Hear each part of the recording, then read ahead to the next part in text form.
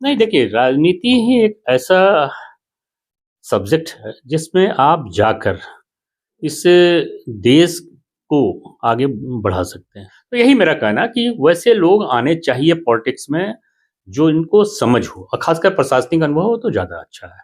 क्योंकि उन्होंने देखी है, खामी देखी है सारी और खामियों को गिनाने लगे तो अब तो बहुत है। देखिए, भाजपा एकमात्र राष्ट्रवादी पार्टी है जो मैं समझता हूँ, लोगों की राय भिन्न हो सकती है। नमस्कार, आप न्यूज़ टेल देख रहे हैं और इस वक्त हमारे साथ कई मुद्दों पर बात करने के लिए कोल्हान के पूर्व आयुक्त विजय कुमार सिंह जी मौजूद हैं और अभी हाल ही में इन्होंने राजनीति में प्रवेश किया है और भाजपा का दामन थामा है। तो सीधा इनसे जुड़ते हैं और समझते हैं कि आखिर राजनीति में प्रवेश की क्या वजह रही और साथ ही साथ भाजपा को ही इन्होंने क्यों चुना? सर, सबसे पहले तो स्वागत है आपका। धन्यवाद। और सर, ये दर्शकों को न्यूज़ टेल के जोहार, नमस्कार। सर, राजनीति में प्रवेश को लेकर के पहले से कोई ऐसी आपके मन में चीज़ें थी या फिर रिटायरमेंट के बाद लगा कि चलो राजनीति में जाकर के ही कुछ करना है? नहीं, एक्चुअली जब मैं जॉब में था तो मुझे फ़ील हुआ कि असल जो सरकार है, प्रजातंत्र है, वो प्रजा के द्वारा चयनित लोगों के द्वारा ही संचालित है। और हम लोग को कभी-कभी दिक्कत भी आई है जॉब में, क्योंकि उस समय बंधे रहे हैं कोड ऑफ कंडक्ट से, तो इसमें कुछ कर नहीं सकते थे।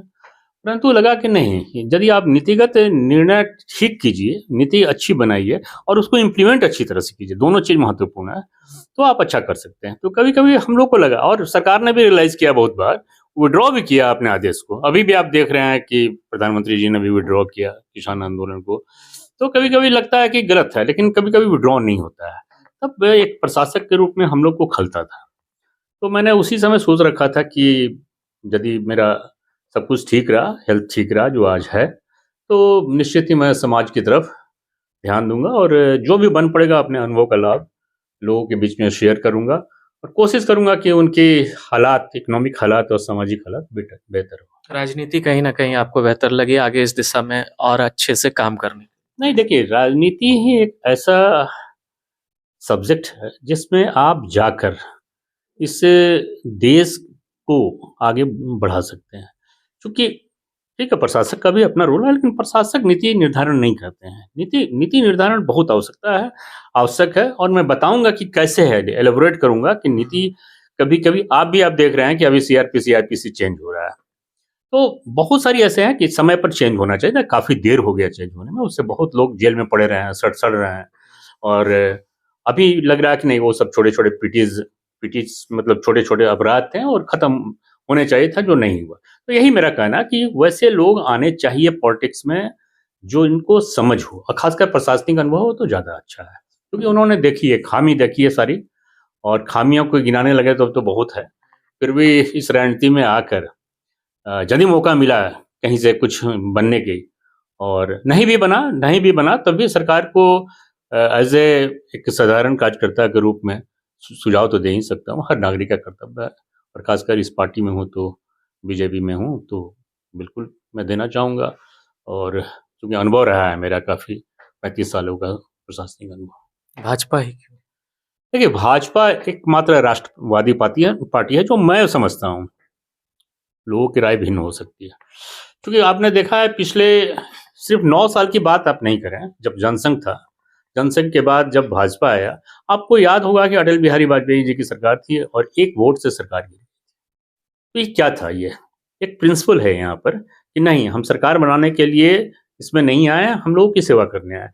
जो अभी आप 9 साल से आप देख रहे हैं और खासकर अभी का लीडरशिप जो है, प्रधानमंत्री जी का कल भी आपने देखा रामलला का जो भव्य प्राण प्रतिष्ठा हुआ। तो ये इसके पहले भी काफ़ी ऐसी नीतियाँ आई हैं। देखिए, गरीबों के लिए कितना योजनाएँ आई हैं। उज्ज्वला योजना है, आयुष्मान योजना है, जनधन योजना। कार्ड ही नहीं हुआ करता था। मुझे याद है कि हम लोग जब पैसा ट्रांसफ़र करते थे तो कैसे ट्रांसफ़र करें? उसका अकाउंट ही नहीं है। तो बहुत अकाउंट खुला और लोगों को डायरेक्ट पैसा जाने लगा। यही है नीतिगत निर्णय ये और इसमें भाजपा सरकार निश्चित ही अन्य सरकारों से, पूर्ववर्तीय सरकारों से बहुत अच्छा काम किया और वो उनका जो एक राष्ट्रवाद का कॉन्सेप्ट है और मैं तो ये भी कहना चाहूँगा कि बृहत भारत का भी कॉन्सेप्ट है, कहीं न कहीं रस है छुपा हुआ। बृहत भारत का है और समान नागरिक संहिता का है और कश्मीर मुद्दे पर जो उनका एकदम क्लियर कट स्टैंड है, आर्मी के लिए जो उन्होंने किया है, आर्मी को इतना बूस्टअप किया है, ये सारा देख कर लगा कि नहीं, यही एक पार्टी है जिसमें मुझे जाना चाहिए और यही पार्टी है मेरी सही जगह, और जहाँ जाकर मैं कुछ समाज के लिए और पूरे देश के लिए कुछ अच्छा कर सकता हूँ। झारखंड की अगर बात करें, राजनीति की बात करें, राजनीतिक हालात, तो 4 साल जो है जेएमएम और गठबंधन की सरकार ने अपने पूरे कर लिए। 4 सालों में आप क्या देखते हैं कि सरकार कितना, झारखंड कितना ग्रोथ कर पाया है और क्या चीज़ें कमी रह गई किन चीज़ों की?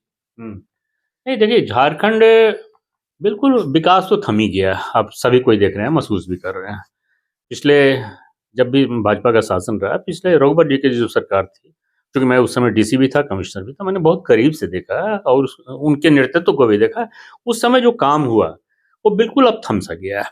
छोड़, अब देखिए 2500, कल की बात है, 2500 नियुक्तियां दी गई। कौन सी नियुक्तियां थी वो एक तरह से लेबर की नियुक्तियां हैं। वो मैं जानता हूँ ना स्किल डेवलपमेंट क्या होता है, तो वो उसमें देखिएगा आधा से ज्यादा आपको 2 महीना 3 महीना में छोड़ देंगे, मेरा अपना अनुभव है। तो वो नियुक्तियां नियुक्तियां नहीं होती है। नियुक्तियां का मतलब है आप परमानेंट जॉब दीजिए, रिजनेबल पे पर उसको रखिए। 6000 8000 के लिए झारखंडी नहीं बने हुए हैं महीना कमाने के लिए। तो मेरा ये कहना है कि अ, झारखंड में एक स्टेबल गवर्नमेंट होना चाहिए और निश्चित ही वो स्टेबल गवर्नमेंट और भाजपा की ही हो सकती है। भाजपा देखिए, केंद्र में भाजपा आ रहा है, राज्य में भी भाजपा आना चाहिए।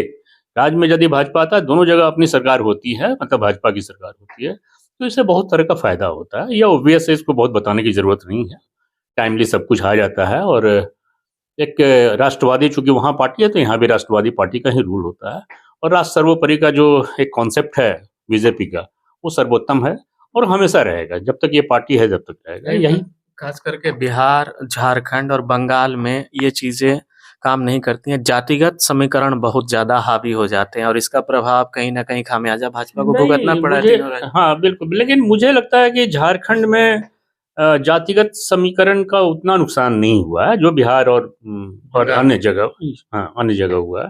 तो यहाँ पर बहुत सारे फैक्टर हैं, मैं अब इस पर नहीं ज़्यादा प्रकाश डालना चाहता हूँ, सभी कोई जानते हैं इस समय कि झारखंड में सीट बंटवारे में गड़बड़ी हुई थी पिछले बार, खासकर विधानसभा में, तो वो सही नहीं निर्णय था। कुछ और अन्य भी कारण थे, अब सरयू राय जी को टिकट नहीं मिलना और कुछ इस तरह के बहुत सारे कारण थे जिसको और ये भी था कि कॉन्फिडेंट, ओवर कॉन्फिडेंट हो गए थे कि हमारे 62 सीट में हम लोग लोकसभा में लीड किए हैं, तो हम लोग को 62 सीट मिल जाएगा, ऐसी बात होती नहीं। लोकसभा और ये विधानसभा बिल्कुल इलेक्शन अलग है, दोनों का अपना अपना जो नजरिया होता है और लोगों की आकांक्षाएं होती है बिल्कुल अलग। वो राष्ट्र के लिए होता है, ये राज्य के लिए होता है। तो उस भ्रम में भी कुछ लोग रह गए और सही टिकट का बंटवारा नहीं हुआ, आजसू से गठबंधन नहीं हुआ जो इस बार हो रहा है। आपको पता होगा 16 सीट आजसू और बीजेपी यदि मिल के लड़ता तो 16 सीट आ सकता था। एक भूल हुई, जो इस भूल को इस बार सुधारा जा रहा है। ये चर्चा भी है जैसे कि चुनाव को आने में, अब लोकसभा चुनाव में अब ज़्यादा समय नहीं है, तो आपके नाम की भी एक चर्चा हो रही है कि जिस तरह से आपका बैकग्राउंड रहा है, ठीक है? तो एक माहौल बना है कि विजय सिंह भी चुनाव लड़ सकते हैं, तो ऐसी क्या कोई बातचीत पार्टी के आला कमान से, नेताओं से या कुछ संपर्क में ऐसी कुछ चीज़ें निकल कर आ रही हैं? नहीं, मेरी ऐसी कहीं बातचीत ऊपर लेवल पर नहीं हुई है। मैं अपना जो काम है गरीबों के लिए, सुबह निकलता हूँ, रात में ही आता हूँ। पिछले 1 साल से तो सतत प्रयास में हूँ और आप देखते होंगे गाँव में ही ज़्यादा मैं जाता हूँ। तो गाँव की स्थिति चूँकि शहर की स्थिति से बहुत खराब है, हर मामले में, शैक्षणिक हो, सामाजिक हो या आर्थिक हो। तो जो भी मदद, चूँकि मैं प्रशासन में रहा हूँ, तो प्रशासनिक हेल्प लोकल स्तर पर, बीडीओ के स्तर पर, अनुमंडल या जिला के स्तर पर, तो उससे कुछ मैं कहने पर मेरी बात को सुनते हैं आज भी और उससे फ़ायदा होता है निश्चित रूप से। और मेरा अपना अनुभव भी है कैसे काम होना चाहिए, कैसे काम की प्रक्रिया क्या है, क्यों नहीं कीजिएगा आप काम। ये अधिकार है लोगों का, ये बोलने से कि ये नहीं हो पाएगा या ये, मैं तो नियम जानता हूँ ना। तो ये कहने का मतलब है कि आप काम करते रहिए, पार्टी को उपयुक्त लगेगा और सब सर्वोपरि तो जनता है। जनता का जो फीडबैक यदि पार्टी के स्तर पर ऊपर जाएगा, तो पार्टी निर्णय लेगी, यदि हमको चुनेगी तो निश्चित ही मैं उपलब्ध हूँ। मतलब अगर मौका मिलता है तो बिल्कुल, स्वीकार करेंगे। बिल्कुल, बिल्कुल, क्यों नहीं स्वीकार करूँगा? पॉलिटिक्स में आने का सिर्फ़ मकसद यही नहीं है और आप कुछ ऐसा दायित्व मिलता है, तो आप बहुत बड़ा काम कर सकते हैं, जो अभी एक साधारण कार्यकर्ता के रूप में नहीं कर सकते हैं। तो ऐसा यदि मौका हमको पार्टी देती है, तो मेरा ये भाग्य होगा और मैं इस क्षेत्र के विकास के लिए सतत प्रयास करूँगा। चलिए, ढेर सारी शुभकामनाएँ, पार्टी बहुत मौका दे। धन्यवाद, धन्यवाद। तो ये थे कोल्हान के पूर्व आयुक्त विजय कुमार सिंह जी, जिन्होंने स्पष्ट तौर पे सारी बातें हमसे साझा की, किस तरह से उनके कार्यकाल में कुछ जो चीज़ें हुईं उसको देख कर के उन्हें लगा कि कहीं न कहीं अब राजनीति में प्रवेश करना चाहिए, और जब हम राजनीति में आकर के प्रवेश करते हैं, तो जो कमियाँ और ख़ामियाँ हैं, उसको सुधारने का ज़्यादा प्रयास हो सकता है और बेहतर हो सकता है।